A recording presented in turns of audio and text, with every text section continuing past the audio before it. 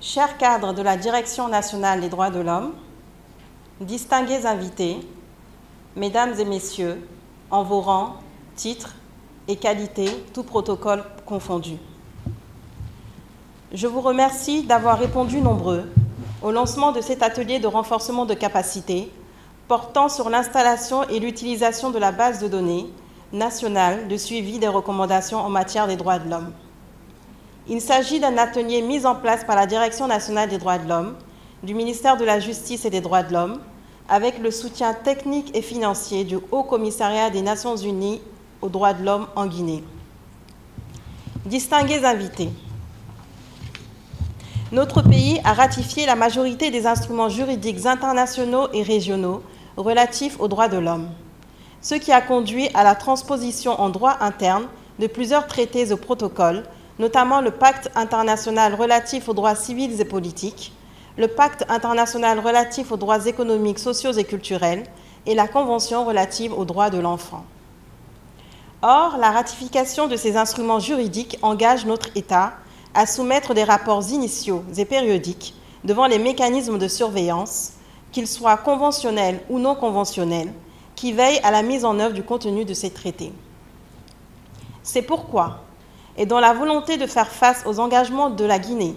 le ministère de la Justice et des droits de l'homme, à travers la Direction nationale des droits de l'homme et avec le soutien technique et financier du Haut Commissariat des Nations Unies aux droits de l'homme, a souhaité installer une base de données nationale pour le suivi des recommandations des organes de traité et de l'examen périodique universel, sans oublier les procédures spéciales. Chers participants,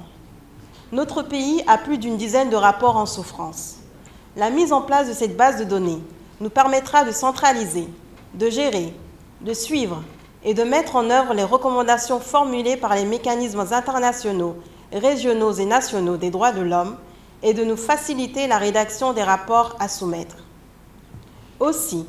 pour opérationnaliser cette base de données, il est impératif d'une part de renforcer les capacités des membres du mécanisme pour une maîtrise optimale de l'outil et d'autre part, d'organiser des sessions d'échange et de partage sur son utilisation.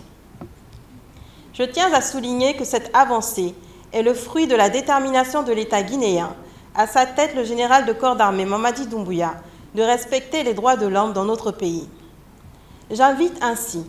tous les participants à se familiariser et s'approprier cette base de données durant ces 2 jours d'échange et de partage, afin d'être en capacité de planifier et gérer les activités stratégiques visant à mettre en œuvre les recommandations des mécanismes de suivi des droits de l'homme. Mesdames et messieurs, je ne puis terminer mon allocution sans remercier chaleureusement le Bureau du Haut Commissariat des Nations Unies aux droits de l'homme, qui ne ménage aucun effort pour accompagner la direction dont j'ai la charge dans ces activités. Je vous exprime, chère Chantal, ma profonde gratitude. C'est sur ces mots que je déclare ouvert l'atelier de renforcement de capacité des membres du mécanisme sur l'installation et l'utilisation de la base de données nationale de suivi des recommandations en matière de droits de l'homme.